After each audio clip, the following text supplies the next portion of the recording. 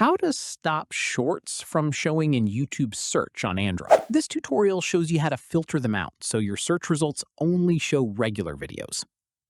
First, open the YouTube app on your Android device. After that, tap on your profile picture at the bottom right of the screen. From there, tap on Settings. At this point, tap on General. In the next step, look for the option that says Restricted Mode and toggle it on.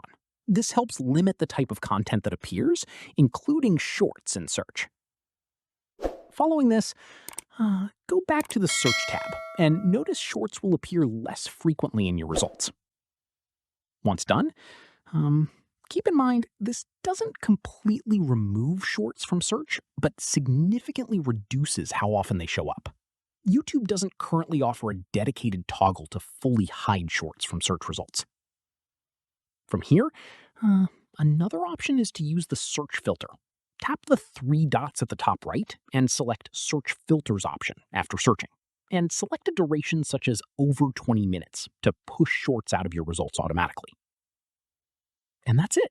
If this guide helped you stop shorts from cluttering your YouTube search results, give it a like, subscribe for more Android tutorials, and tap the bell icon for updates. See you in the next one.